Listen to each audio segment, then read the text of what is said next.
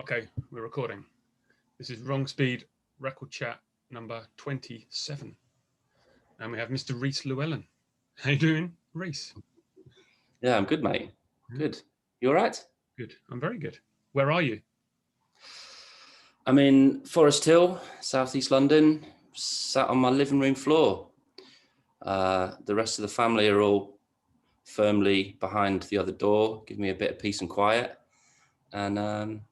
And yeah, if the internet, if it all goes a bit weird, it's because my son's killing people on the internet at the moment, with his, as the youngsters do. Yeah, I've normally got 4 people in this house on the internet, and it can swallow it up somewhat a little bit. But I've going all like glitchy and stuff. Yeah. But we've got away with it. So when did we first meet? Any idea? Yeah, I don't know. I remember meeting Bob first, I think, at the first.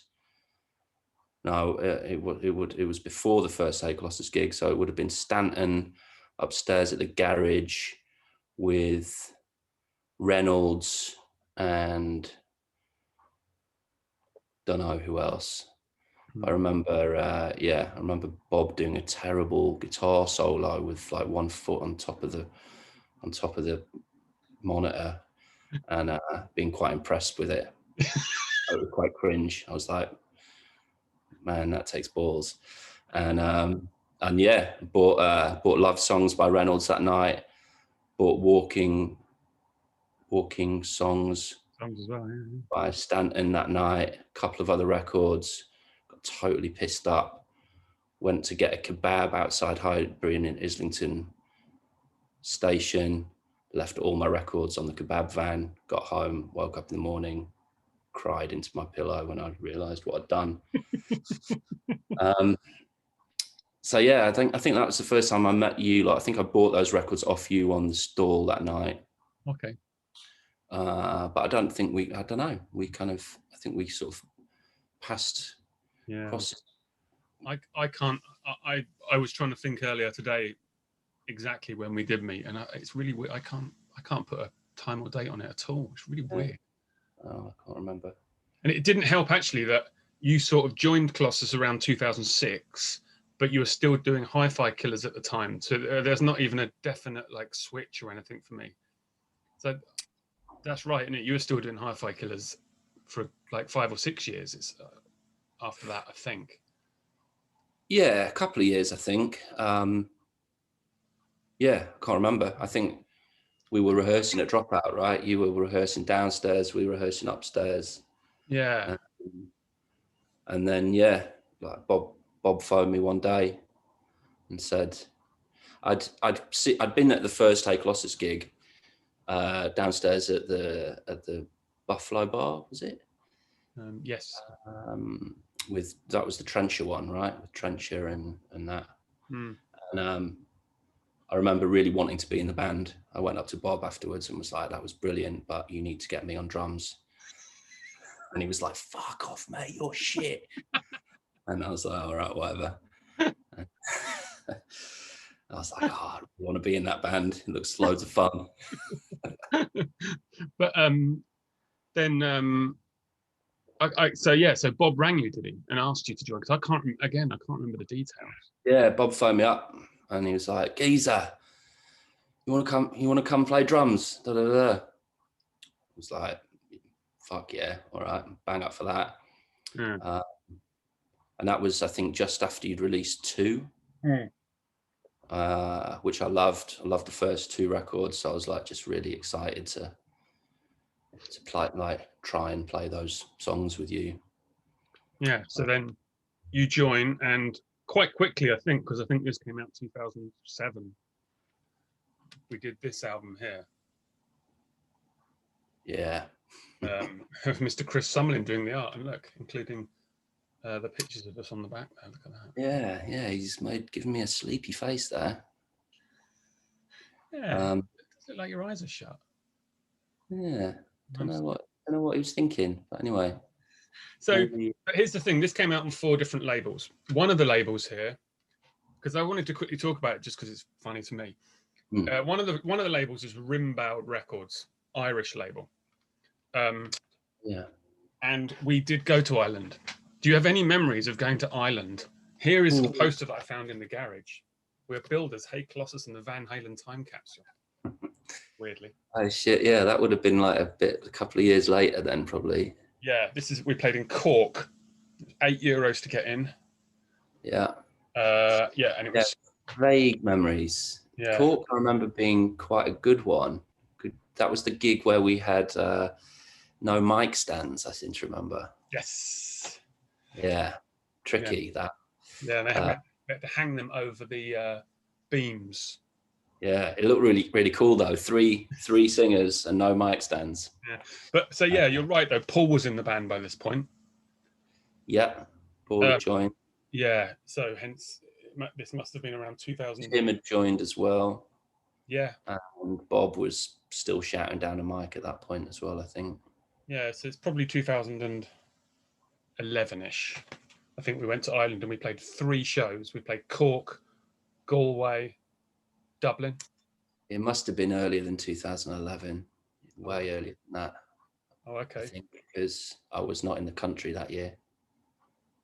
Oh, shit, really? Okay, yeah. So not that year then. So yeah, 2008 or 9 or whatever, I don't know. But the one, and the other one of the other labels that released this album was, oh, fuck, what they're called? The Spanish label. Yeah. The Spanish label, I can't, it's really annoying. I can't read it. But so we went to Spain. I found some photos.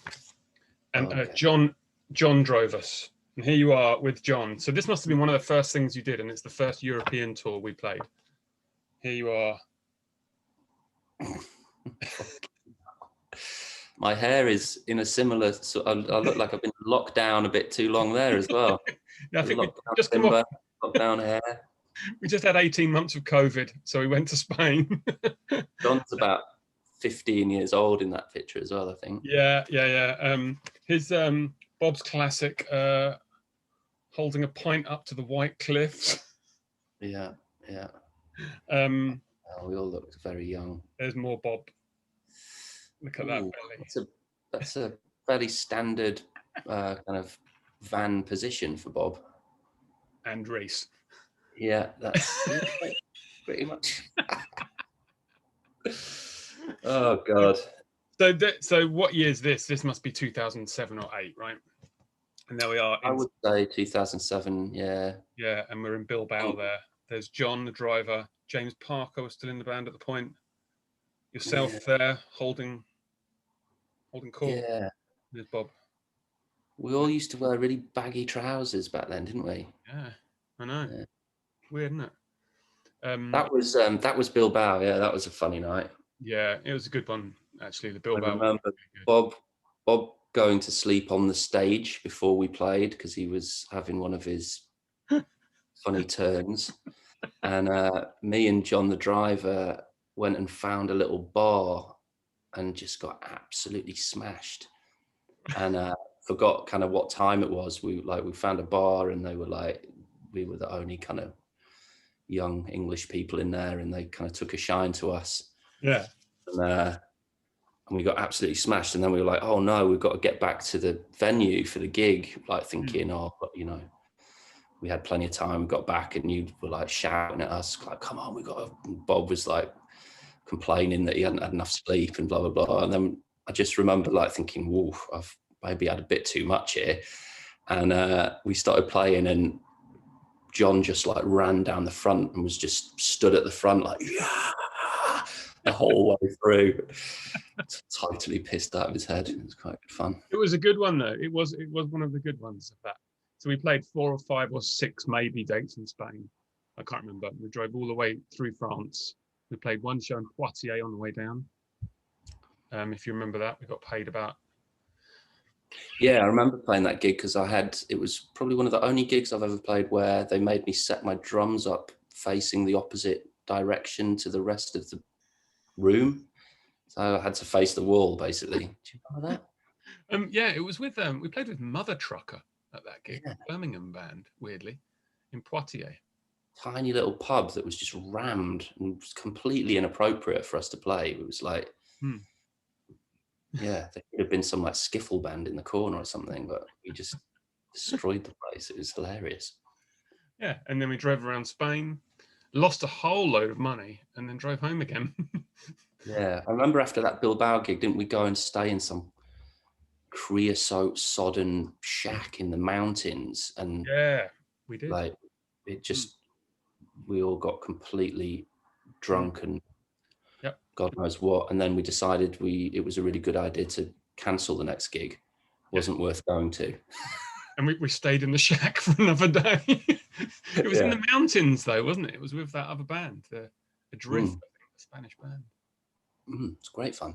Yeah, exactly. See, I do remember traveling home from that tour though, and I think all of us were, I think we thought that we would probably never see each other again after we just all get home, and that would be the end of it. It was a tough one. And we went through the Spanish border.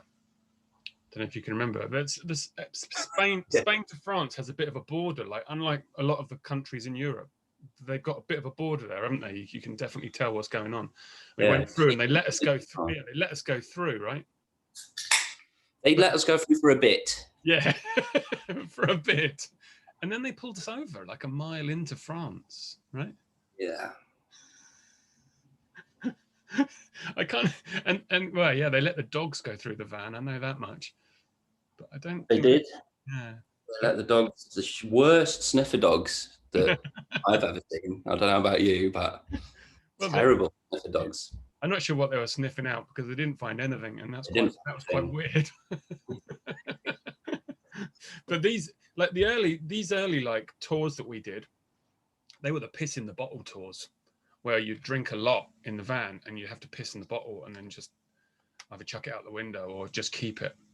And then since around 2015-16, the piss in the bottle tours stopped, and I think we became a bit more civilized.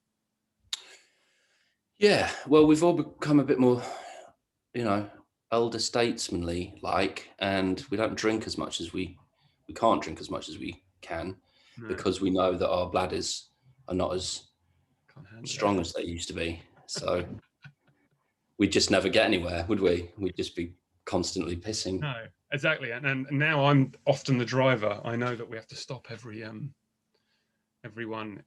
service station if the cans get brought in. I want to talk about one more time we went away on tour. In fact, this wasn't even a tour, this was one date. And I got sent this newspaper after we played it. How's this got a year? It's 2015. This is a Portuguese newspaper. Okay, it's like a proper newspaper called Jornal de Notícias, something or other. Don't know it, but yeah. No, of course you don't. But the reason it actually turned up in the post, and the reason it got turned up in the post is because we just played that big La Milos festival there. And there was a full page article, basically mainly about him from Noi, who played as well the same night. So there he is. Yeah. I love the fact that we got written in the nice, like in the main thing in the paper. Something. And there's a whole bunch of writing about the gig that we played there. Have you got any memories of that? Yeah, well, I've just fond memories of how somehow we managed to fucking pull off playing at 2 o'clock in the morning, which was a miracle, considering we kind of, I think we flew out that day, did we? We did the classic kind of Luton Airport at 5 a.m. in the morning, getting the Stellas in as you would, and full English and all that. And then, got to Portugal at like 9 a.m. or something, and just got parked behind the main stage and told that we had free beer for the rest of the day. And God knows whatever else was going on, and we weren't to play till 2 a.m. Which for a British band is a total nightmare on many levels. Yeah, I don't know how we managed to actually pull that off. I think we were all fairly well oiled by the time we actually Yeah. went on to play. But yeah, it was great fun. We had a thoroughly good time. I think there's some really good footage of Paul kind of struggling to actually stand up and sing on one of the songs on YouTube, which is always makes me chuckle watching that. So we went on after Michael Roffer from Noi, didn't we? Remember, we were standing up the side of the stage watching him play, and there's like a big field of people watching him. It's got to have been a few thousand there, right? Watching. Yeah. Kind of went off as well. Yeah. I've never had that moment where there's kind of like, there's a kind of fog of dust kind of above the people in front of you. It's like, this must be what it was like for Nirvana at Reading in '94, or whatever it was. It was very exciting. I will say that it was. But then this fella, Portuguese fella, sent me the local newspaper or the national newspaper or whatever that. Equally, in this newspaper, I noticed today for the first time, because I've never ever looked at it beyond that page, there's like 6 pages of saucy adverts, like really saucy, like Portuguese, and they're fruity. Yeah, they love it, don't they?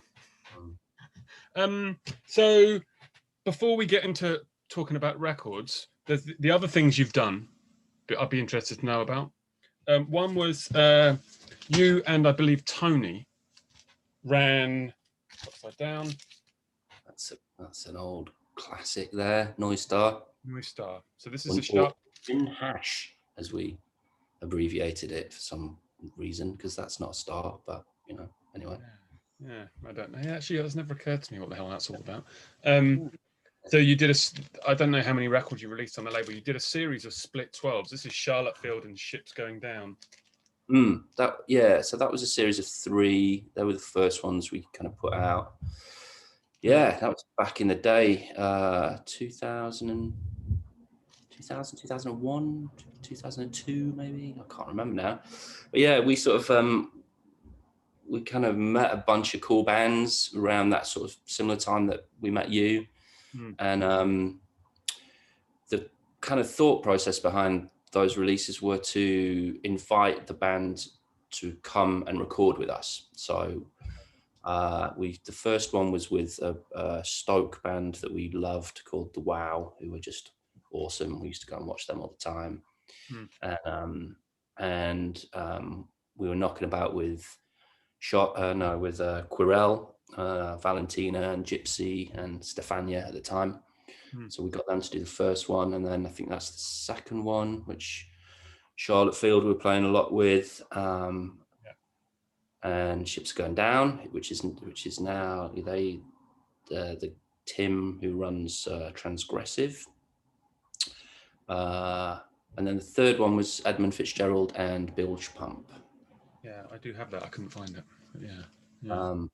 But yeah, again, as I was mentioning before, I kind of lost all these records. These are some of the records that I've now ended up buying back on Discogs because I didn't have a copy of them. I bought the first one, actually. We packaged them up in these weird kind of packages. They were all screen printed card, and we packaged them up. They were all different colors, and we put stickers in them. Just when they started doing the no smoking adverts, where it was like warning against cancerous, blah, for non-smoking. We did a little Noisestar stickers like that, and put them in, hand stamped them all, put them in the sleeves, and I bought the first one back off Discogs the other day because I didn't have it, and I don't think it had ever been opened. It was like £3 on Discogs. It was still sealed because once you break the seal, it sort of never goes back. Yeah. It's still sealed and still had the sticker in it, the little non-smoking sticker. So I was like, oh, nice. Yeah, I got none of that. Probably been around the world and back and never been opened, never been played. Yeah. 0 fucks given. Lands back in my living room. Another record that came out in Noisestar. This is recorded live. This came out maybe 2006 or possibly 2007. 2007. Yeah. Fan of that cover. I don't think you could get away with covers like that now, but we somehow thought that it was a good idea. bit Spinal Tappy, but there you go. It's Shit and Yeah. Shine. Yeah. Cunts with Roses. Yes. Um, And this is a band you played in. Yeah, that was recorded in Dropout. I think that's myself, Val, and Johnny, and Chris Summers on drums, with Lawrence and Craig playing bass. Yeah, we used to basically just play that. That was kind of our live set for quite a while, and yes, just Love the insert. People need to go back to doing this, please. Putting yeah, some classics. Yeah. So yeah, that was good times. We were spending a lot of time at Dropout at that point. All the characters down there, kind of rehearsing. You guys, us, Shit and Shine, Hot Chimp, Cove. Yeah, I think Cove were kind of in there, in amongst it back then as well. I think Tony had just started playing bass for Cove then, so that was kind of it was really good. And then Nod started coming down. There was a band just before Nod called Stranger Sons of WB, which I think Paddy and I think maybe Paddy and Chris were playing in, who were fucking great. We loved them. They recorded down there, and then they we ended up doing a bunch of shows with Nod, and Nod were kind of like a kind of jam band back then, and just grew into the fucking monster that they are now. They really are a monster now. I think actually on that note, here's I found this as well. This is it's a venue that we like playing at. It's in oh nice, yeah, Brussels. This is Magazine 4. And for each month they print up these. There's a picture on that side and then a list of all the shows on the other side. And this is the one where it's Chimp, Nod, and Colossus. Totally won't be able to see that, but honestly, it's there. Oh, Bandalex as well. Yeah, that's it. Yeah, Bandalex awesome. So that's probably one of the last times we've played at all, but that was with Nod and on yeah, I remember that. I remember the Vandalex drummer used to play with us in Shit and Shine as well quite a bit when we used to bowl around Europe, kind of grabbing drummers from wherever we could, and he was always hilarious. I remember that gig actually. It was great to see him again. I hadn't seen him for years. Yeah, it's good. No, that's it. And so in regards Nod, I thought that Nod were particularly good over these dates. Yeah, they definitely. I think that first night we played where we were the only band that got to sound check, so they just sort of turned up and were like, "Nah, you're all right." And it's that sort of blessing when you don't sound check, so the sound guy has no control over what the hell is going on. And we played. Chimp played, who again sounded great, but then Nod just came and brought like a second drum kit in and all their amps and just fucking turned it right up, and it was fairly impressive. I think I spoke about that particular gig on another episode of this, but it was It was on a boat, right? What, sorry? It was on a boat?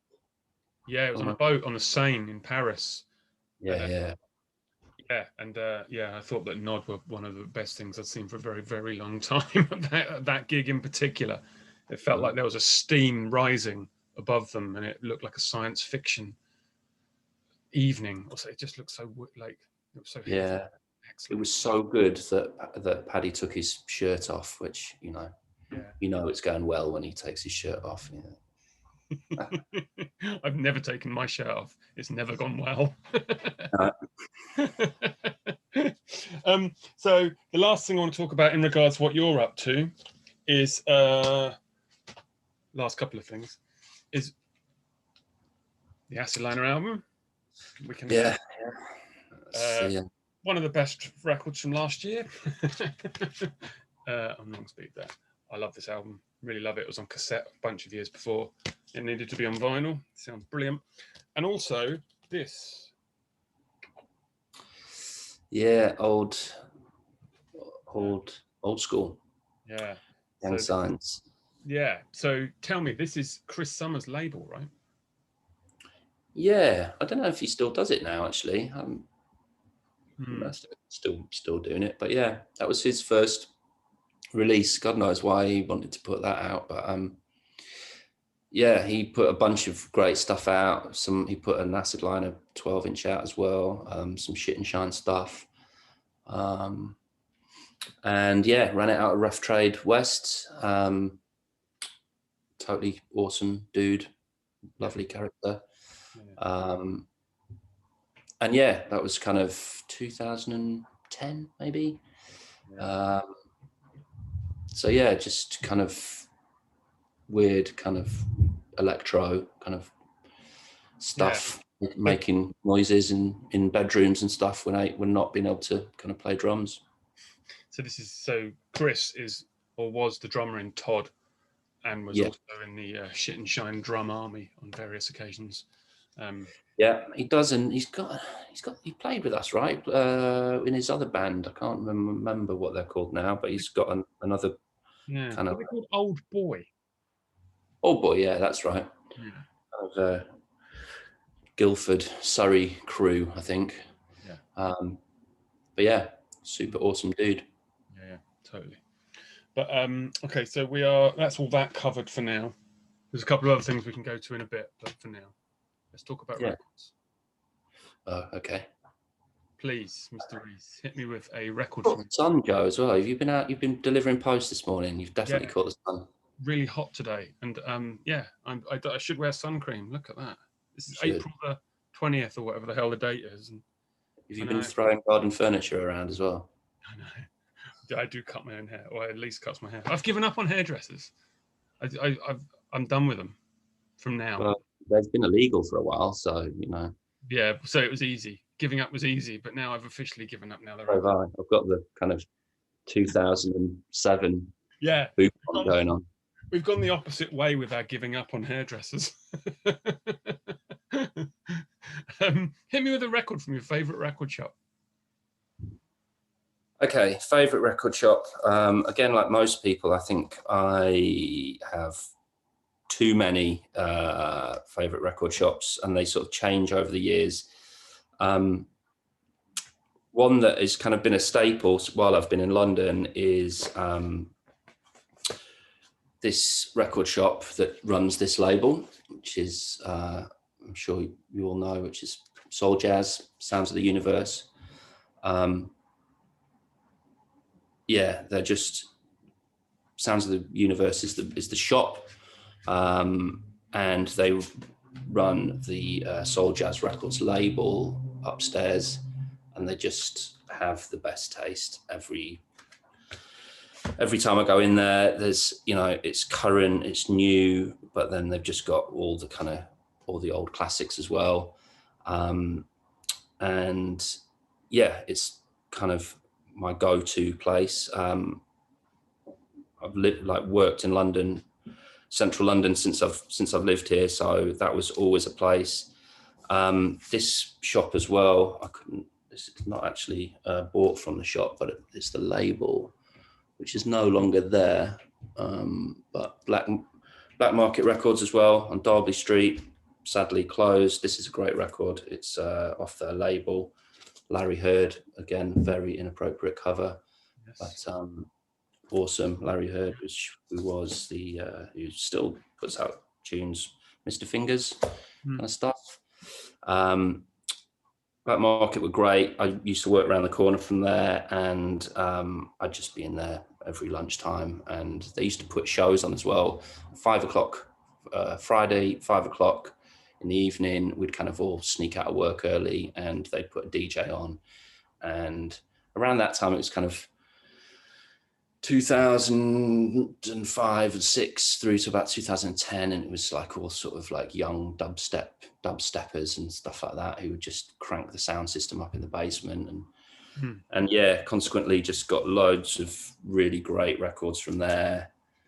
Things like this, early dubstep, Scream, Midnight Request Line, and it was one place I remember. I haven't actually got, again, haven't got my own record here, but it was one place when Chris put Gang Sign's Acidliner 12-inch out.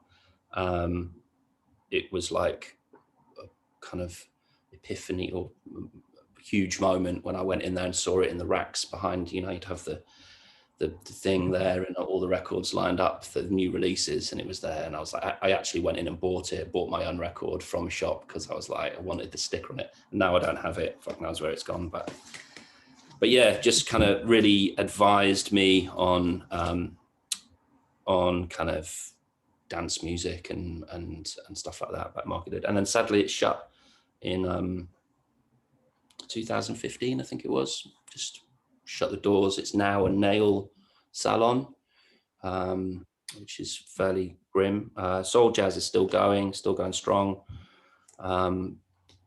Really brilliant place.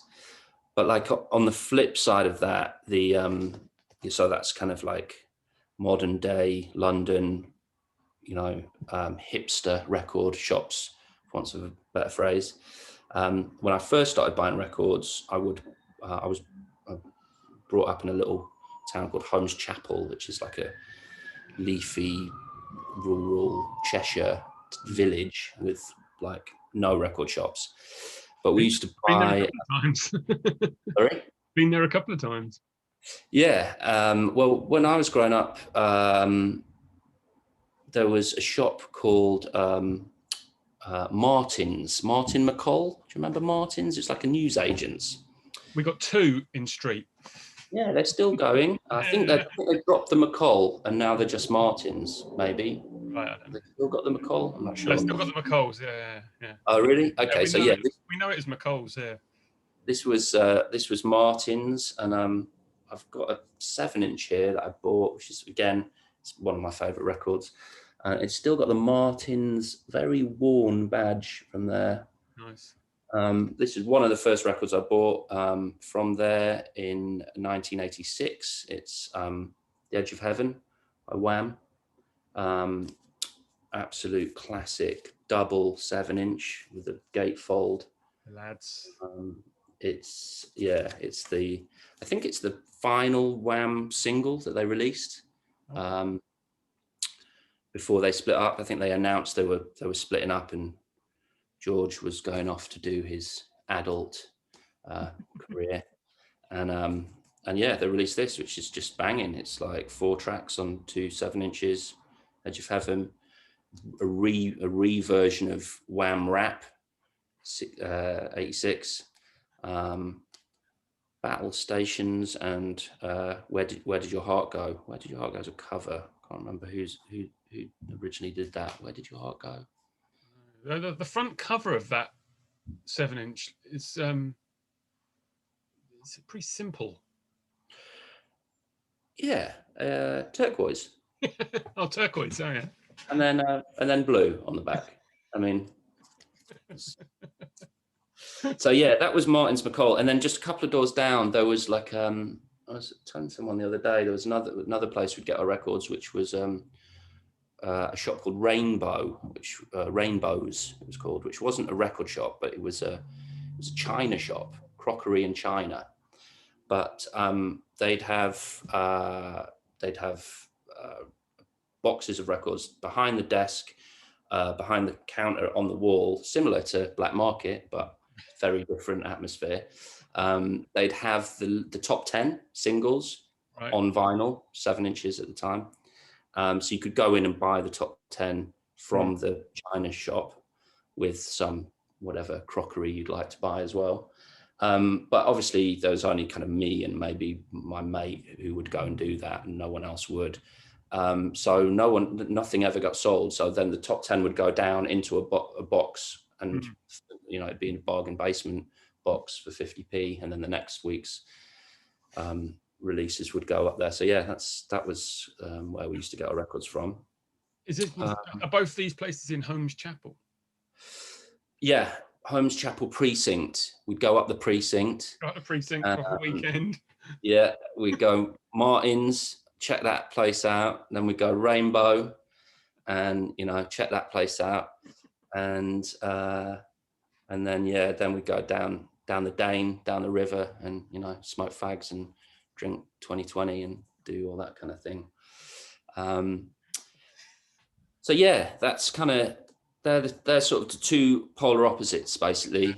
Black Market Sounds of the Universe, very sort of hipster, funky, and then Martins and Rainbow.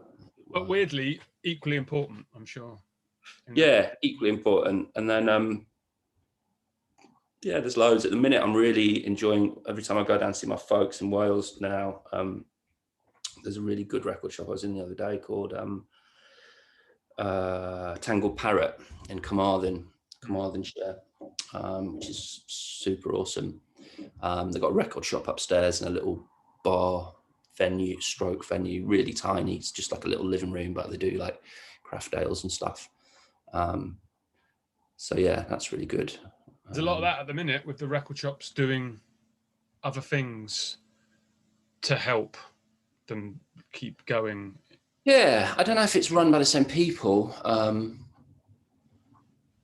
but yeah, I mean, I could just spend all day there, get a brew on and just file through the records all day long. Do you think in your time you've how many ill-advised buys have you done after a handful of pints?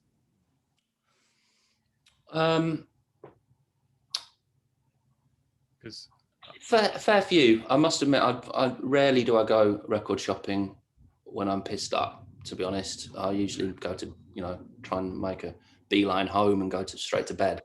But it's usually like a precursor. Do the record shopping and then go and have a lovely pint and peruse your purchases. That's one reason I really like. What's the place up in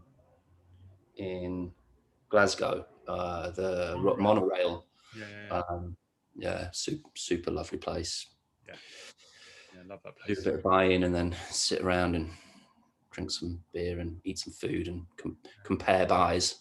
But all I do though is in those situations is, especially if the record shop's just there and we're sitting in this room, I spend the whole time going, is there anything I've missed?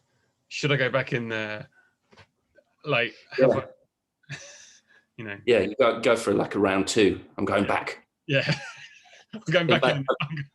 I've got a record that I bought there. Actually, I could have brought it out for the tour question, but I'll bring it out now because it's from Monorail, which I really enjoyed buying, which you'll probably recognise. For £1 in Monorail. Still got the old Johnson family sticker on there. I bought that in Monorail in it's numbered number 235. I've got there. Yeah. Did all of that on my living room floor in our flat in Wood Green. I would have thought you should have used like at least a Sharpie rather than, it looks like you've used a blue kind of ballpoint pen.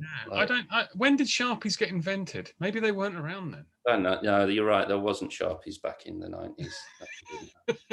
But funnily, when was this released? 98. 98. So I bought this from the 80s section. Oh, yes. Yeah, you made it. Yeah, that's good. Made it the 80s section. I like the 80s. 80s is better than 90s. Yeah, it'll come back around though. 90s is getting cool again. Hit me with a record with memories. Oh, memories. Well, I just did one with that Wham record, which is a good one. So there's a few, I guess.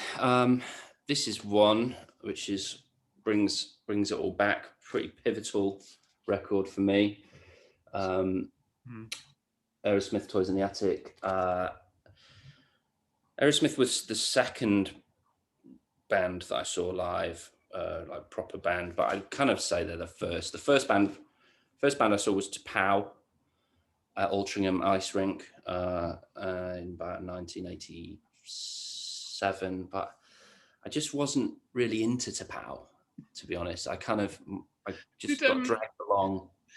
Altrincham Ice Rink. Yeah, was ice there when they played. They covered the ice. They covered the ice. So. for health and safety reasons, obviously. Oh, mad, isn't it, this world? But yeah, it was, I don't know, I just wasn't really feeling to POW. My sister wanted to go. My sister was a bit older than me. And like my mum had probably just said to my dad, look, take Rhys as well, because he's doing my head in. So I kind of got dragged along, and I kind of watched the POW and was like, it's not really doing for me. And then about a year later, my dad took me to see, and my sister to see Aerosmith at the Birmingham NEC. Okay. And it was on I think they just released Pump. And it just like blew my tiny mind. I think I went straight out and bought this from either Martin McCall's or Rainbows, like almost immediately. And yeah, like just, I think it was kind of my introduction to kind of classic rock. I was never really into kind of Led Zeppelin and Sabbath. It was all about Aerosmith, and this album's just banger after banger, like comes out the blocks with Toys in the Attic, and it's got the big ones. It's got Walk This Way, Sweet Emotion, but then it's got some like weird ones, like big 10-inch, like, you know, old kind of it's like it's an old like rock and roll cover. Absolute banger, and some really, like, they look terrible, like whoever Let's have a look. I mean, they just look really fat and awful, like on the weird. But yeah, it's just okay. Great memories there. The first record that I ever bought was this. I have to sort of talk about this because this is still the first record I ever bought, and it's still with me. It's totally battered. I think it's from Our Price, and it's got nice price. Remember those Nice Price CD CBS things? Hundreds of great value albums. Yeah, it's got them all there. But yeah, this was just like, this just stuck with me. I remember being a kid, and I can't have been more than kind of like 4 or 5 years old. It was when Thriller got released. My sister was, again, older, all over the Thriller album. And I remember being shopping, and she wanted the Thriller album, and my dad bought it for her. And I was being a little shit. I'm just like, she's getting an album, I want one. So my dad pulled this out, which was like, it was the nice price. It was like $4.99 or something, where instead of the new album, I was just like, oh, shut up and take that. And I just remember taking it home, and I didn't have a record player at that time. So my sister had one in her room. My dad had one in the living room, and I would just have to like sneak into one of the rooms and just play it. And I'd have it on headphones, and like, you know, Don't Stop Till You Get Enough, still probably #1 song of all time. I mean, it's just absolute. Is it Rock With You? Is that on there? Yeah, Rock With You, track number 2, Working Day Night, Get on the Floor, side 1. I mean, absolute banger. And then flip it over, Off the Wall, Girlfriend, She's Out of My Life. She's Out of My Life, story about that was written for, who's the old crooner? Fred Astaire. Frank Sinatra. It was written for Frank Sinatra, but Michael Jackson ended up doing it. Yeah. Burn This Disco Out. It's an absolute classic. And yeah. And then like, I guess for memories, it kind of, that was like one of my earliest memories, like listening to records and just kind of listening to this over again and being like, trying to figure out like how they put it together. Like, it's just insane. And then later in life, like my son, when he was a kid, I remember he got really into Michael Jackson as well. I was hearing these songs when he was kind of much younger. He's not into that now. But I remember being on the back of the bike with him, and he would be singing Rock With You, and, you know, just doing call and response. I want to rock with you all night. And like, yeah, that's a really nice memory. So yeah, that was one. Wacko Jacko. The other good memories, keeping it just reminded me with chatting about my boy, is this, which is a slightly different kettle of fish. Yeah. But you probably know where I'm going with this one. I'm all ears. Go for it. Yeah. Banger of an album, but the memories is Glastonbury 2019. Was it 19 we played? Where we were lucky enough to play on the same day as Stormzy. Obviously massively exciting. My boy didn't give two hoots about Hey Colossus playing. He was just stoked that it was the same day as Stormzy, so he came along. And yeah, we hung around for the rest of the day in the scorching heat, parked up at the main stage. Didn't really see anyone else. I think the only other band that I saw was Amel and the Sniffers, but it was just too hot. Like, we were just agitated. It was hot. It was like, oh, really hot. It was mentally hot, actually. Yeah, it was stressful. I think we almost called it a day and got in the car and went home because it was just so hot. Winston was petrified of going to the bathroom, going to the loo in those horrible toilets, and he needed to shit the whole day, so he was just grumpy.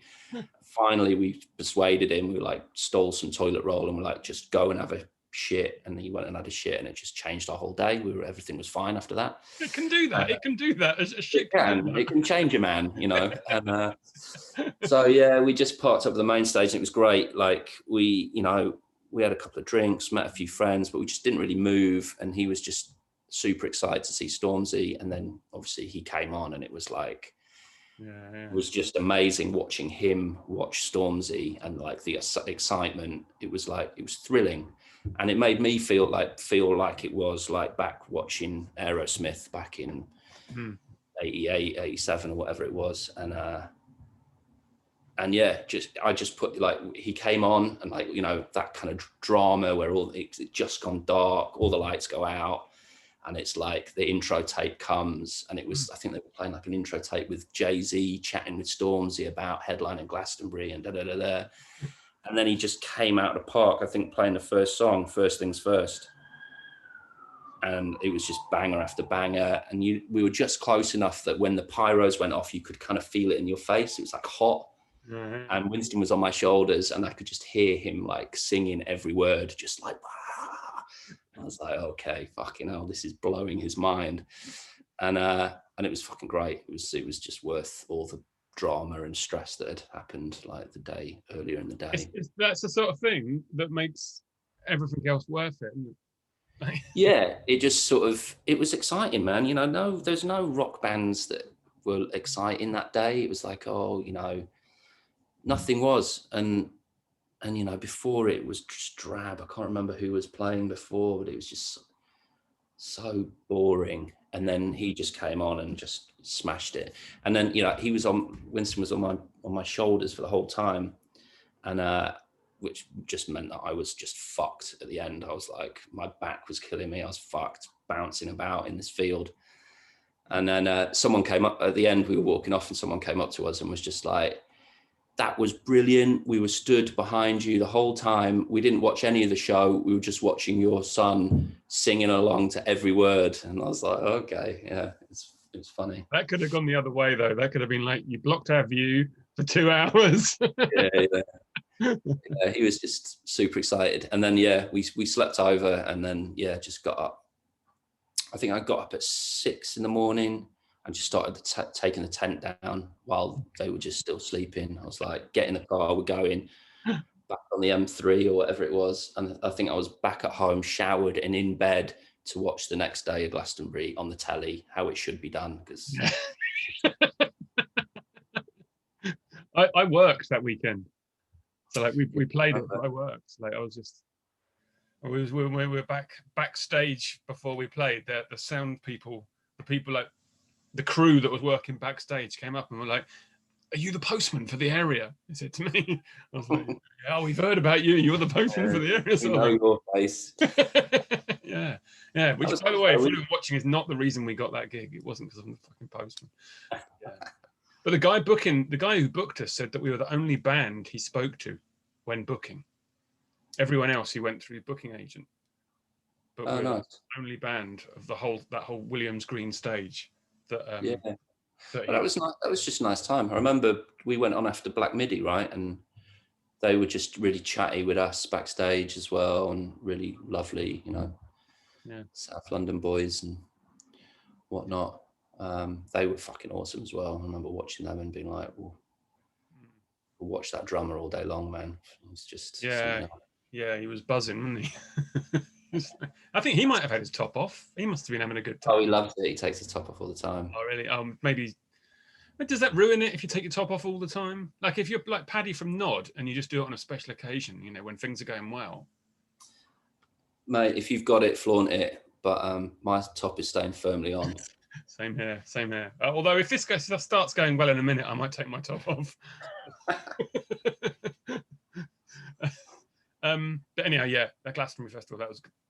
We were completely inappropriate for it, but it was a great laugh, and I think we all had a good time. Even Bob watching Kylie was good. You know? I think I got a video of Bob watching Kylie actually. I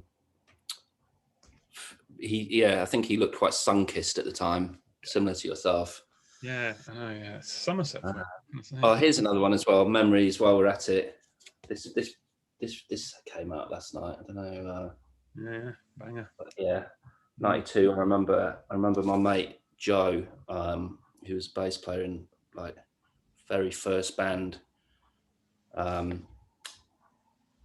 remember him just inviting me around his house and playing this to me in his bedroom. Just like at the time, I just had not heard anything like this. I was like listening to fucking Stone Roses and shit like that, and I was just like, what the fuck is this? And like that cover, it's like I don't know his name, but it's like some guy protesting for Buddhism, whatever. Yeah, and I just became completely like this. I think this album still holds up today, like absolute bangers on here. And I remember as well reading the inlay and them saying like, they wrote that Bullet in the Head had been recorded before they'd ever played it live. Bullet in the Head was recorded before ever playing live. Fairly pointless thing to put, but it sort of stuck with me. I was like, wow. Yeah. They recorded a song before ever playing it live. Who would have thought it? Yeah, and now, yeah, I know. I saw them on that tour at the Ulu. They played the Ulu on that tour. Oh, I would have loved to see them. I know they reformed for the when they got number one with the Facebook thing. Yeah. But I remember seeing them on telly in '94 Glastonbury. And yeah, it was again just super exciting. It's like playing in the daytime on like the second stage or something at Glastonbury.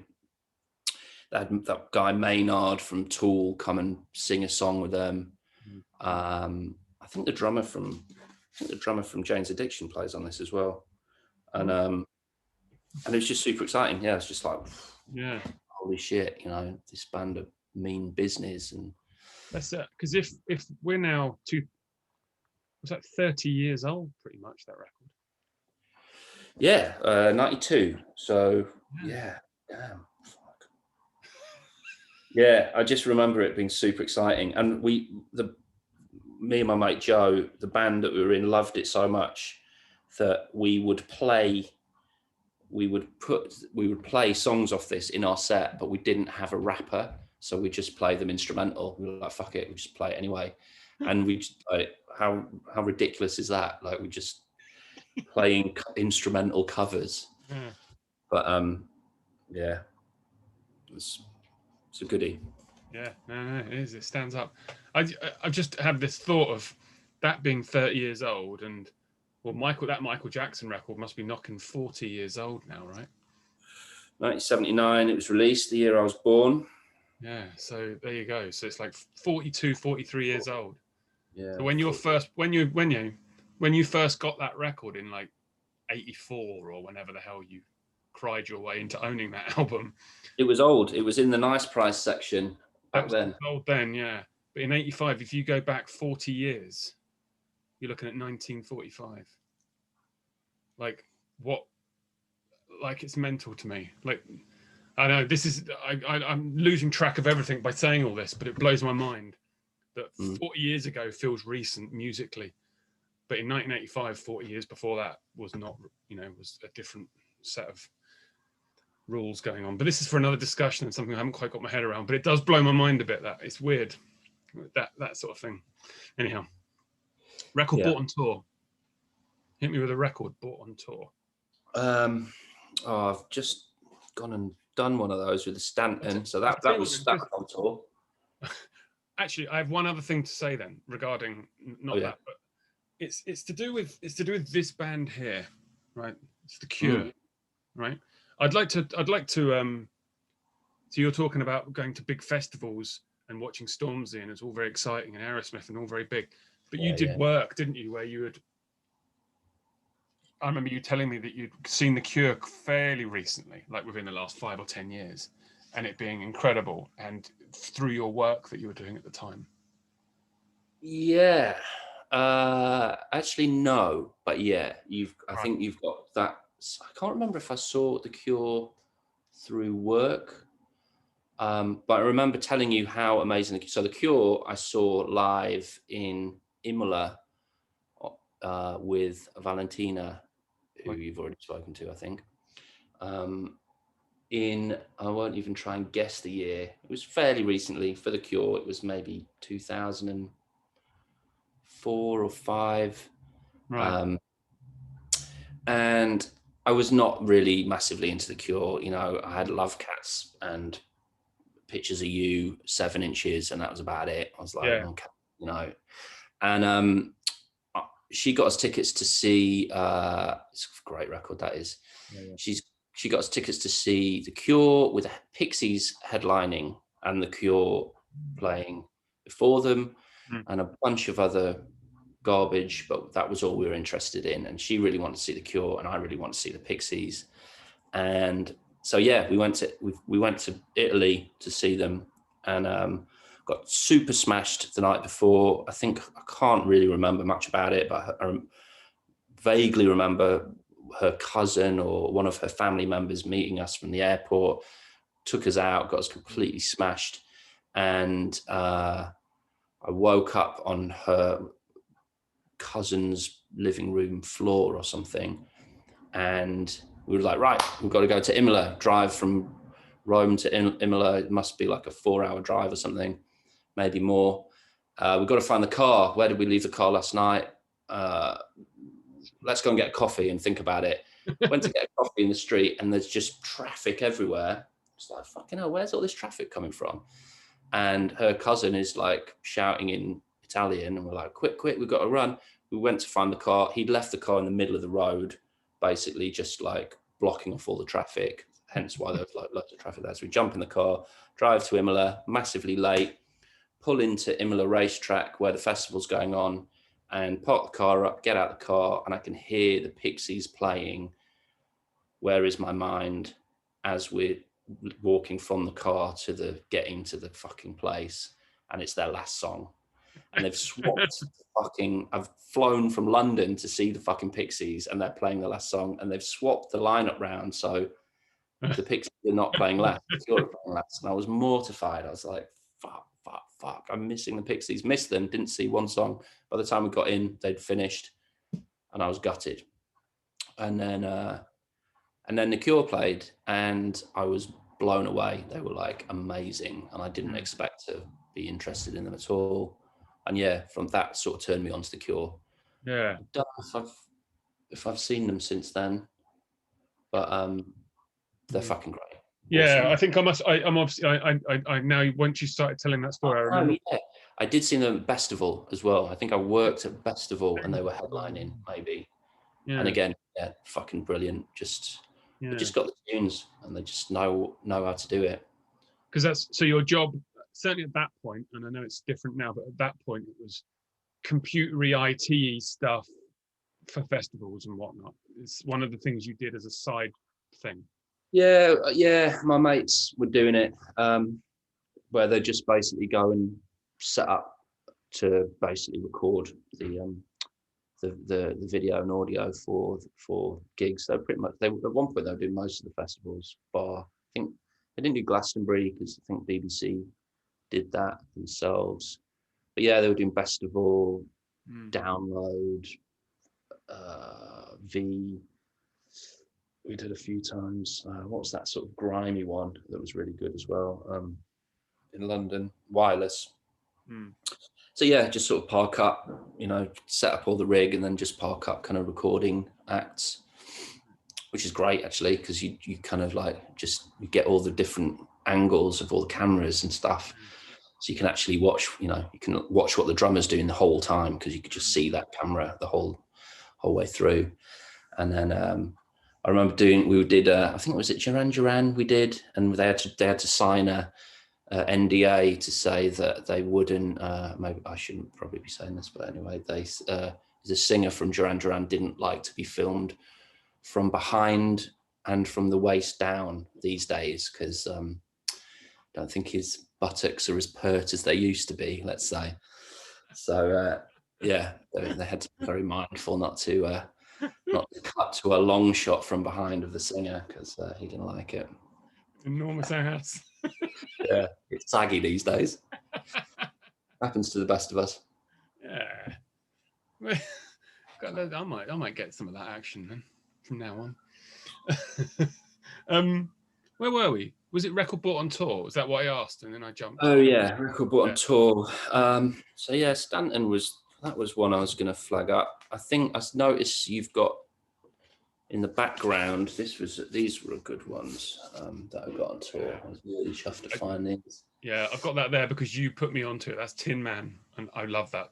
Yeah, so I can't remember where we were now, but we found a record shop and I bought all these in there because I've been trying to get hold of them for ages. There's like a few of them, and they're all kind of the same drip series. I haven't got them all. This is 3 to 7 I picked up. But yeah, it's same dude who did this, which is the absolute killer record. Like a quadruple vinyl, isn't it? Yeah, this has got extra stuff on it. The original is a single vinyl, I think, and not got as many. I think Jazz is making gin and tonics in the other room. Sorry about that. But yeah, I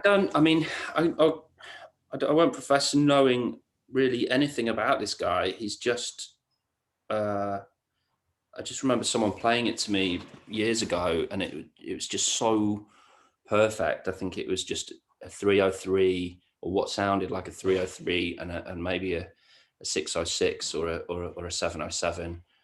Really stripped down, kind of like mellow acid house, like really chilled. No frills, no drops, no peaks, just kind of on the level. Yeah.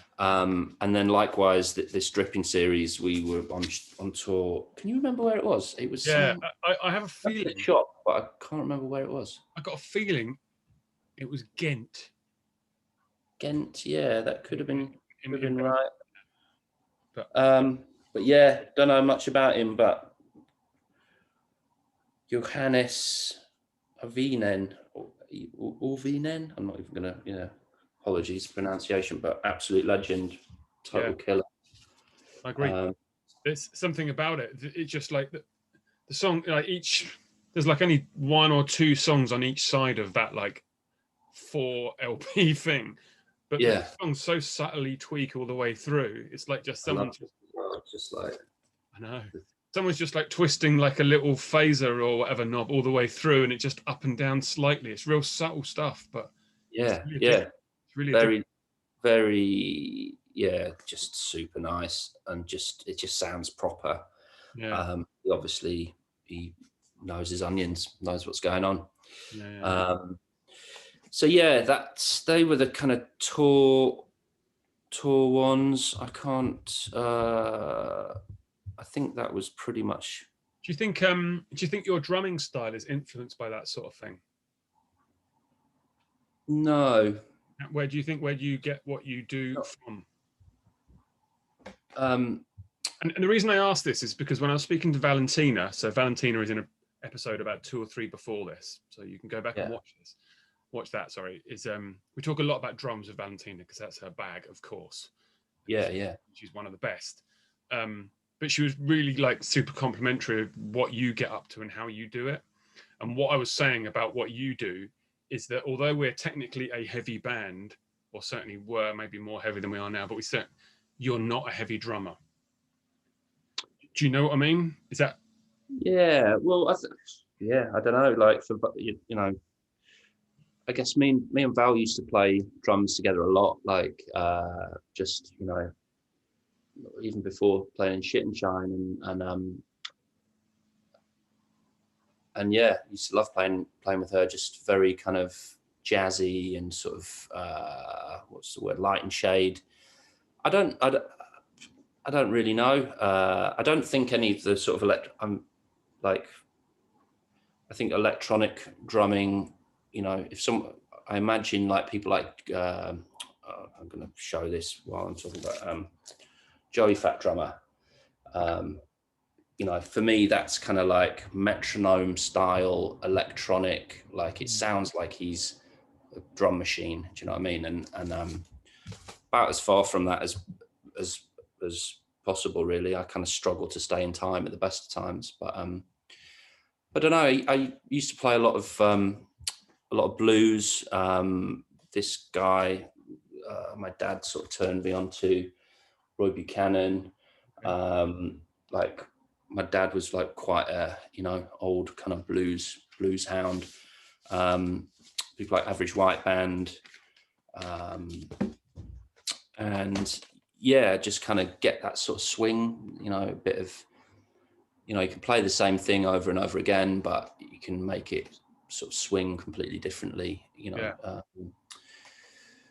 Yeah, I don't really know. I'm not kind of a drummer's drummer. I don't think. I don't really have kind of, I don't geek off on drummers very much, you know. I kind of I was just would say that of all the drummers that I've played with, you're the most you're like none of the others for sure. And but that's in a good way. It really like for me, because I'm very, very simple. What I do is I just like locking in with what you do and let you do all the changes. And like you say about like you switch the swing of it and no one even notices, and it can just be a slightly opening of a hi-hat, which kind of I do get from that sort of thing a little bit. I do think that might have seeped into you a little bit, that sort of, okay, yeah, no, we're just going to change it by literally opening a hi-hat for a whole bunch of beats or something. Yeah, maybe. I don't know, really. I mean, you know, I sort of got brought up on kind of on rock and you know, standard kind of music, but I think, you know, like a lot of us these days, very rarely do I listen to, you know, the kind of music that we actually play. Do you know what I mean? So maybe it does filter in, you know. Most things I listen to now are kind of, you know, electronic stuff. So yeah, it probably does subconsciously sort of seep in, but I don't know. I don't really think about it. I really just struggle to keep up these days. God, especially when you lot fucking want to play fast songs. It's like, come on, boys, slow down. Oh, don't worry. By the time we get back rehearsing again in June or whatever, I'm sure we're all going to want to be taking it nice and easy. Yeah, play the slow ones. A record that people wouldn't think that you'd like. Oh, I don't know, really. So yeah, I guess again, like, I guess like most people, a lot of people have said, you know, rock music is kind of something that I was sort of brought up on. Big bands like The Fall are hugely influential. I guess this is kind of stuff that people might think that we're hugely influenced by, which kind of am. But then I guess the big curveball for me is stuff like this, which I fucking love. I can't deny it. like Lionel Richie. Mm. This album was pretty much on repeat last night. It was just, you know, grew up with it. It was kind of stuff that my parents would play in the car. Like I was brought up north, and then would have to, I mean, just look at that. Like that's how you want to go through life, right? Just walk down the street like that, properly owning it. But yeah, long drives, like my parents, oh yeah, this is the one. Okay. Yeah. That's pretty good. I mean, Miami Vice, love it. this just don't need to say any more, really. But yeah, I'll just sing along every word. I could probably sing along every word of every song in this. Deep River Woman. Have you heard Deep River Woman? I don't know. I'm not sure. Say You, Say Me. Yeah, no, Dancing on the Ceiling, obviously, you know. So yeah, Lionel Richie, big fan. Running the Night, another really good song. Not on this album, but Running in the Night. And then the other one would be another real favourite of mine is Randy Crawford. Again, I guess going hand in hand with the kind of memories, just reminds me of my childhood, 1981. I mean, just look how cute she is as well. Good. And yeah, absolute bangers. You know, this is not, I guess, what's the big tune that everyone knows from Randy Crawford? Street Life. That's a tune. That is a total tune. Yeah. Great tune. This is the album for me, though. Secret Combination, Rainy Night in Georgia, Rio de Janeiro Blues, absolute bangers. And I vividly remember these were the songs that like my parents would sing to each other, which was really cute. It was like, you know, it was sort of, you know, they're just love songs, but they would just sing them to each other, and you would be like, okay, you know, I like that. It's kind of cute. So yeah, massive Randy Crawford fan. I remember seeing a really great interview with her quite recent, well, not that recently, but in the sort of noughties, maybe 2010 or something. She was on like Out the Blue on GMTV or something. Right. And she was like an old lady, and you know, I think she had quite a colourful upbringing. Was doing music from very early, you know, those times where, you know, she's probably 14 years old and going on tour and you know, around America, and probably getting taken advantage of by the record industry, you know, I imagine. And then became kind of famous in the late 70s, early 80s, and then just stopped. And she just like, I'm done, gonna have a family, gonna, you know, raise my children, and I'm done. And I think she did a few gigs and stuff like that in the late 80s, maybe early 90s, but not much. And then she was on GMTV in 2000s, and she just looked like a lovely granny, just big, you know, obviously fond memories and stuff. And they were just talking about what she was like. I don't know why she was on there. And then they were like, oh, you know, here's some footage of you playing. And they played like a montage of her like looking stunning and playing in front of crowds in her 20s and stuff. And then they cut back to the show, and she was just like crying, and she was just like so emotional. She's like, oh, I just look so good and sound so good, and it brings it all back. And that's just like really humble, really beautiful. So yeah, Randy Crawford, Lionel Richie. What else? Like records from your childhood, aren't they? That's the thing. Yeah, and and they just stick with you, and they're just good, man. This is another banger that I pulled out. Got to talk about. Yeah. Classic Missy. Oh right. Okay. Yeah. Yeah. This got dug out last night. Get Your Freak On. All the bangers. Oh yeah, I do like a bit of that. I got the best of. That's what I've got by.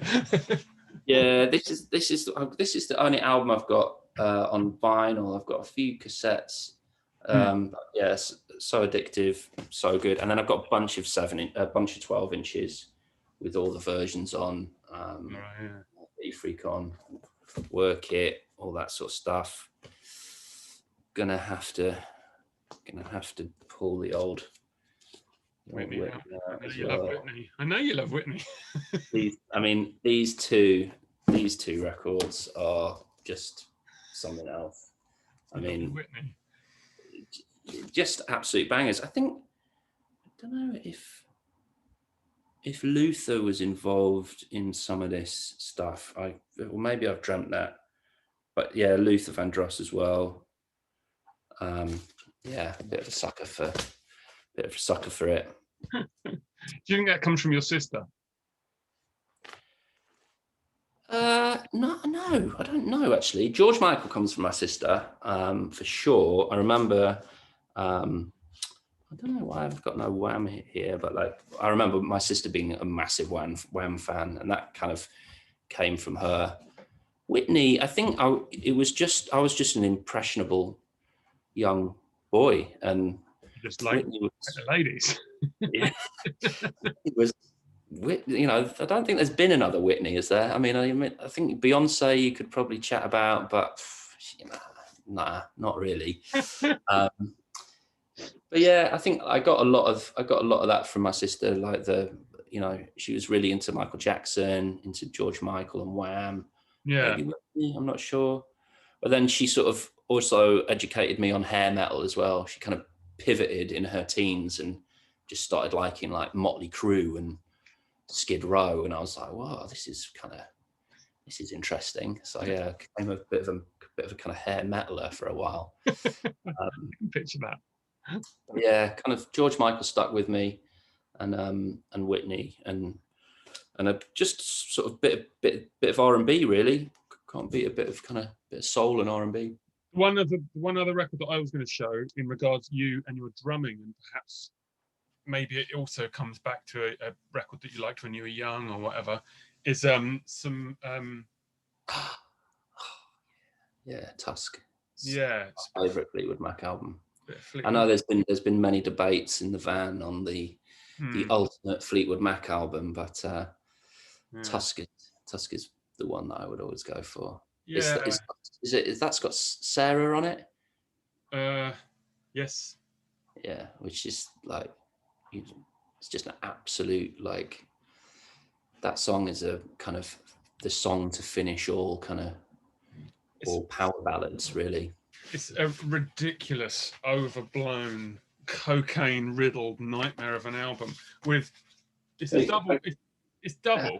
I'll double you up on that one, yeah. So, what's the story with the inner sleeves for you? Because I've got 2 inner sleeves with the records in.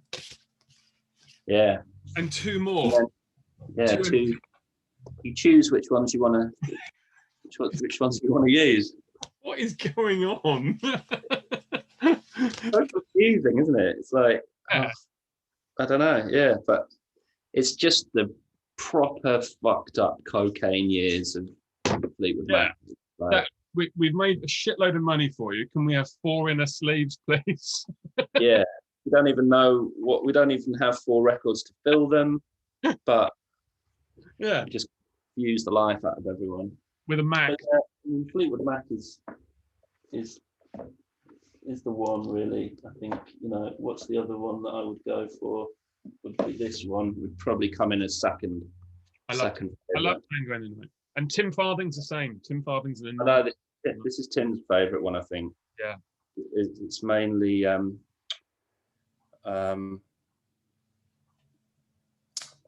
McGee, is it? McVie.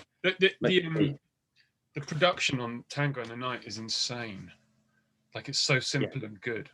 Like, yeah, absolute classics. I think and sort of such a strange drummer as well. Like, this is what I wanted to say. I think that his drumming influences you a bit. Like, there's songs, especially on Tango in the Night, where he just does the same all the way through. He just like this, and everything else is changing. Although there's one song where the bass just goes doom doo doom doo doom doo doom doo doom doo doom, and he's just doing this all the way through.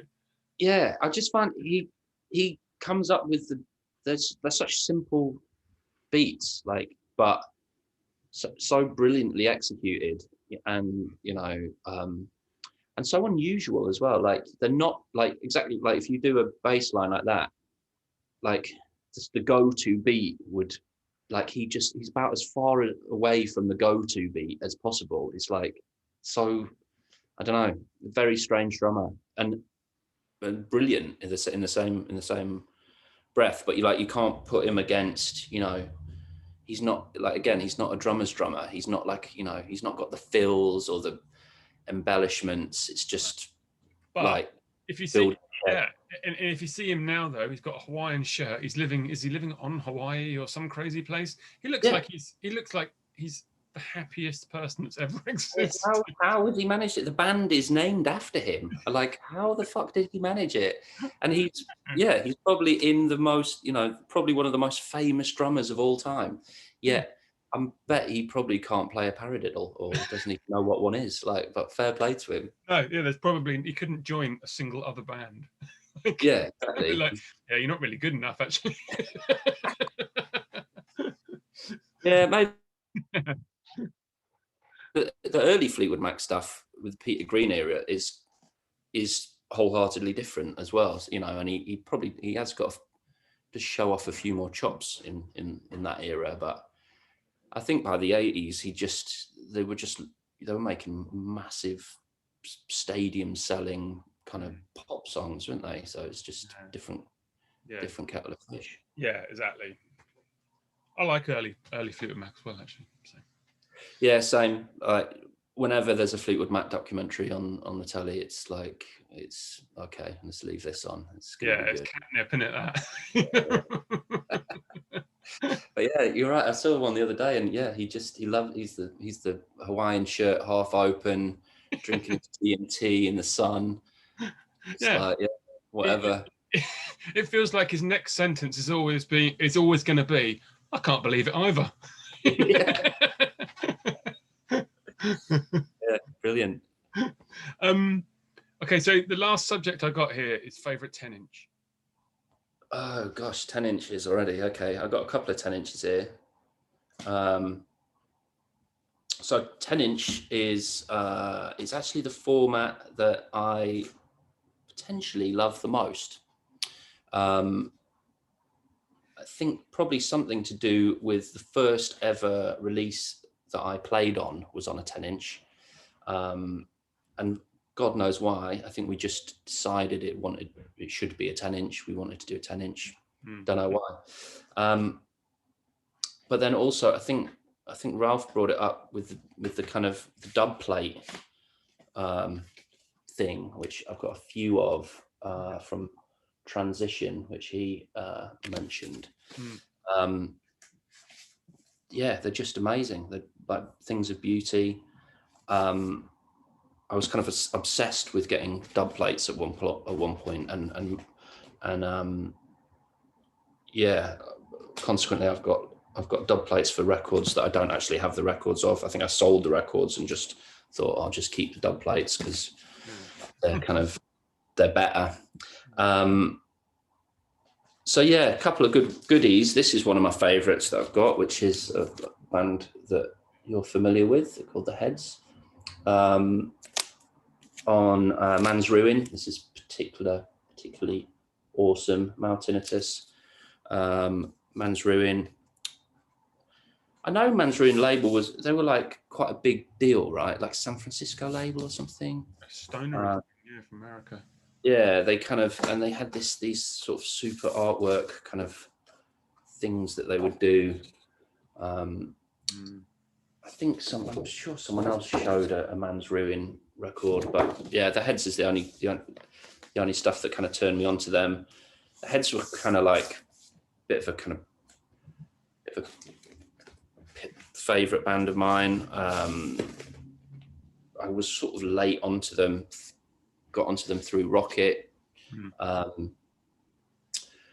but yeah, I remember sort of someone, I think it was Chris Rocket or someone gave me a 7-inch that they put out, and I was like, fucking hell, this was like, just really spun my head. And it was a time where we started doing the hi-fi killers, and we listened to a lot of Stooges and sort of MC5 and that sort of stuff. And like the Heads were like one of the only bands that were kind of doing that fuzz rock thing to any kind of, you know, to a serious level. I remember going and seeing, well, I remember first seeing them when we played with them, Hi-Fi Killers played with them at Barden's Boudoir in Stoke Newington back in the day. And I'd just bought this record, which was kind of my intro to them quite late on. I don't know if you've heard this one. Yeah. But yeah, this was like, I think it was around the time Under the Stress of a Long Hair Dive. This is fucking lovely gatefold as well. Yeah, that's how to do a good picture. Yeah, and it was Invader actually. Oh, and Rocket as well.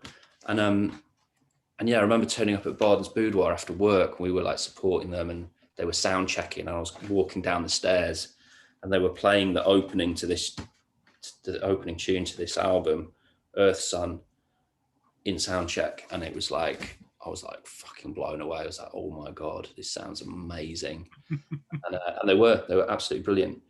So yeah, that's not a 10-inch, but yeah, that one is. And then the other good one that I've got, which is a curious one, I don't know huge much about it, but it's one of my favorites, which is Captain Beefheart, music in C minor. Yeah. And yeah, it's like 1967 or something. That looks like the photo on the front looks like the video for that Electricity song that's on. Yeah, I think it is. Yeah. And Electricity is the first track on there. So. Oh, right. Okay. Yeah. And yeah, super. It's fucking great record, but it's so long. Like, I'm sure it's way too long to be on a 10-inch. I don't know. You probably know better than me, but it looked like there was 4 songs aside when you just showed the back there. And yeah, and they're not short by any stretch of the imagination. Like, I was listening to it this morning, and I swear down, like, it's about 20 odd minutes aside. It's crazy. I don't know what the limit is on a 10-inch, but I was looking at the clock and I was like, this has been going on. And you can see in the groove, that thing, we chat about it a bit, but the last songs on both sides are like, I don't know if you can see the groove at the end there, but like, it's totally, like, it's really quiet, but it just goes on and on. It's like, they've done that thing where there's like a quiet song they've just snuck another one out on and added another 5 minutes or whatever. But yeah, super good 10-inch. That's probably my favorite. What else we've got? I think we've got a couple that have potentially already been shown, but this is a very good one as well. And you've got the sticker on. Good man. Yeah. You can see I've tried to take it off and failed miserably. I saw, who was it that said the other day, they gave me a tip about the lighter fluid. Yeah. Was it Phil? Yeah. This is Phil's company here. Look at that. The lathe cut company there. Oh yeah, no, I didn't know he was doing that actually. That's So episode 13. So 14 episodes ago. Yeah, no, super cool. So yeah, massive fan of the 10-inch. This is can't remember his name, which is really annoying me. Oh yeah, 99 Letters. I keep going on about this guy to you actually. 99 Letters. It's done a really nice 10-inch. I like it because it's got the Yamaha drum machine on the front there. But he's Japanese guy. Oh, you have mentioned him a few times. Yeah. Super cool, super lovely. Again, numbered with biro. Like, I know. I was going to say that when I saw it. I think maybe it's just easier to write on. You can get smaller. You can guarantee being smaller with the biro. Seems strange to me because this could quite easily rub off. It's making me panic a bit actually, just looking at it. But yeah, 269 out of 300. Awesome dude, really sort of minimal techno, kind of techno on a 4-track kind of vibe. Quite sort of noisy and dirty and wonky, but super good. And then I think there's one more, which I dug out, which is the fucking cunts still treat us like pricks. Lovely. You know the band? Go on.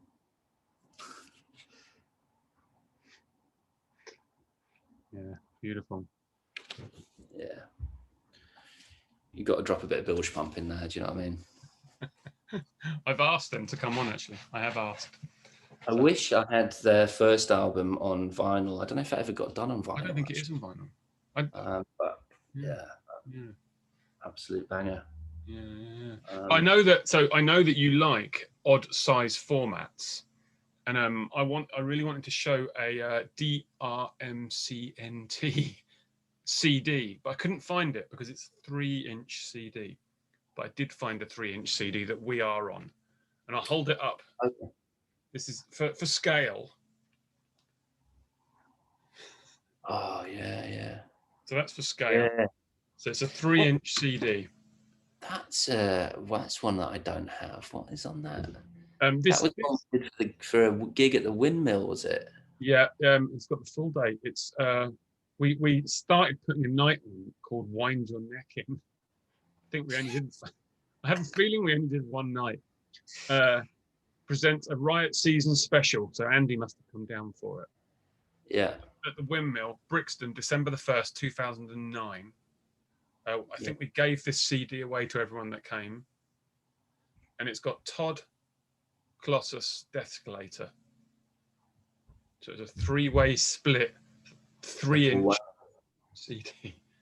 So yeah. Yeah, I vaguely remember that night. I think we did some t-shirts, some screen printed t-shirts or handmade t-shirts that we fucking sprayed with some gold spray or something.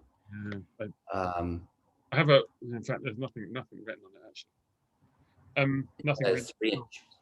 But I have a feeling that there were not many people at the gig, if memory serves. I could be wrong. But yeah. Like so many of our gigs, Joe. You what, sorry? Like so many of our gigs. Like so many. Yeah, still to this day, like so many of our gigs. But yeah. So there's a drum comp one somewhere and I cannot find it, although I know I've got it. And that is the I forgot it was called Fags, which is again a slightly inappropriate name, but I forgot all about that 3-inch until you mentioned it. And I don't have a copy of it. But it had a tune called Fish Liquor on it, which so it was good. I've got a feeling I have a feeling I burnt it for you and sent it to you because I knew you'd lost it. And the thing is that these things are so damn easy to lose. So the 10-inch is a format that people lose in theory. It could easily slip between other records. But this is a fucking joke.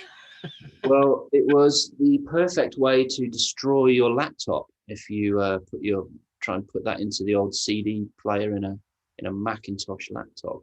Oh really? You'd pretty much result in you having to take it to see a Mac genius in a Mac shop to explain what you've done, because remember those little, it's like a lot of CD players, like car CD players, you'd ruin a car CD player by attempting to put a 3-inch into it. Oh, because it would just like fall and go wonky or whatever, and then. Well, yeah, they're like, I can't profess to know how these things work, but you hold the CD up to it and it will just suck it in, and spit it out on a normal size. Whereas with a 3-inch, it will suck it in, but it certainly won't play it, and it certainly won't spit it back out again. Here we are. There we go. For size. Yeah, they're funny. So yeah, you need a CD player with like a little drawer that has the 3-inch template in it. Anyway, that's. I know not many people have got that. I might have a spare. I'll try and dig one up for you. So the other format that you're fond of, this was initially a cassette, and then ended up being vinyl. Yeah, New Atlantis. New Atlantis did that, but this Is you. Yeah. It's the The Alcoholics, yeah. which was a cassette that we put out last year on the label, and it's you and a bunch of people, and you actually have a gig booked. Yeah, first gig booked, courtesy of Richie Collins, Cosmic Collins. Yeah, I'm not sure how that's going to go down, because when you say that's the bunch of people part, just trying to big it up. It's not true. It's just me at the moment, but I need to put a band together. Yeah. There you go. So yeah, if anyone knows any musicians who want to be involved, give me a shout. So we made 50 of these, and they actually sold all within about 2 or 3 days. Yeah, super chuffed with that. Actually, it was really good. Steve Clark's here. Sorry, someone's just old Steve Clark from Princess Headbutts just turned up at the door. Get him to say hello. What we're saying. Well, I'm hoping, unless you tell me otherwise, I'm hoping there's going to be another one. That maybe by the time there is another one. It's being mastered by Johnny Chimp at the moment, and for his usual wage, and be tape 2. It's called. Okay, cool. It sounds great as well, and it's got Colin Webster on it. Correct? Yes, he's guest appearance.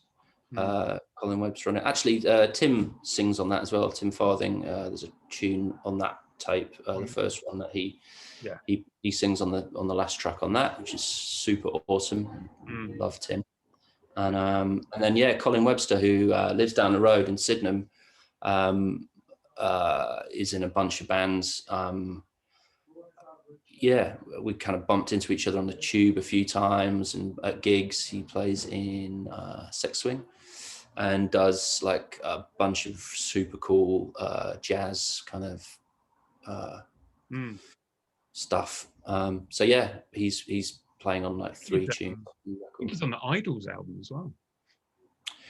You told me this. I don't know much about the Idols, but yeah. I don't know much about them, but I've got a feeling he's on them with David Yao from the Jesus List.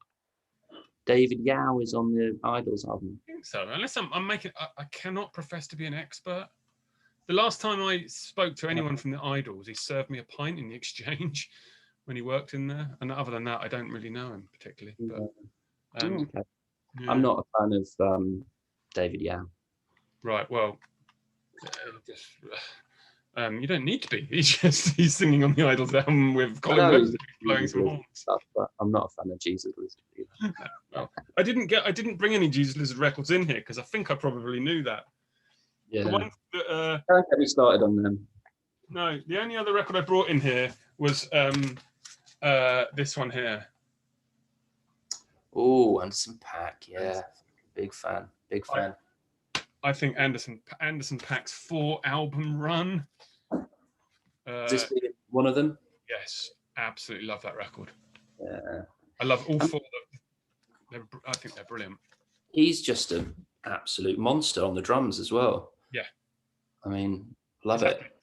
And I first heard of him way late in the game because he was playing a massive gig at Glastonbury, and I was watching it on like iPlayer or whatever, and he was sort of standing up and singing, wearing a full Malibu outfit from head to toe, right? And he was just singing, and then after about halfway through the set or something, he just steps behind the drums and starts playing. And I was like, leaps behind the drums, like it's insane.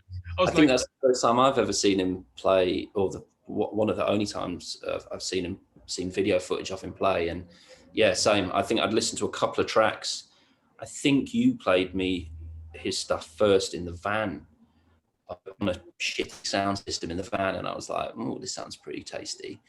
And had no idea that he was playing drums or any of that. Just thought he was another bad man rapper, and then saw that Glastonbury performance, was just fucking blown away. Just could not believe it. Just watched it over and over again, and still can't fathom out how he you know, I mean, Phil Collins can play the drums and sing, right? But he can't rap and play fills like that. Like, holy You can shit. sing as well, and like the 4 albums. So this like Malibu, Oxnard, Venice.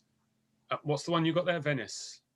Yeah, I've only got Venice and Malibu. I don't have the other Right. two. Oxnard and is it Ventura? I think it's basically 4 cities in California. I think it's a very, very solid run of albums. I absolutely love them all. Yeah, yeah. So I just wanted to bring that up because he's a drummer that I think is of note.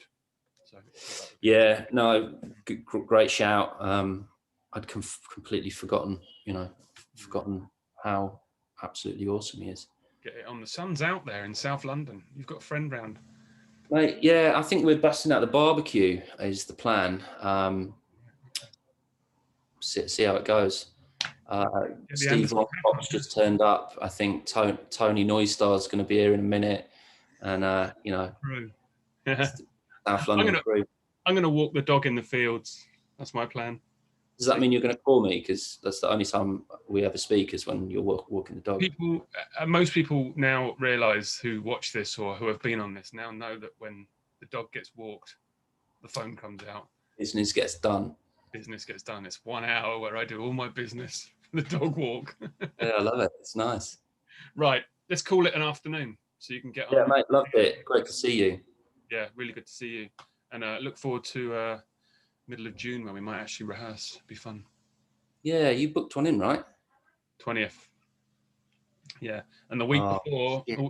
I think I'm away that weekend. We'll talk about this offline. Oh yeah. The week before, for anyone really interested, we're having the guitars are getting together to try and learn all the songs again. So, oh yeah, do that first. Yeah. You know, it annoys me otherwise. Don't want to waste your time, you know. So let's wave goodbye to everyone and each other, and I'll stop it. And if you want, we can carry on talking afterwards. Cheers. See you later. Cheers.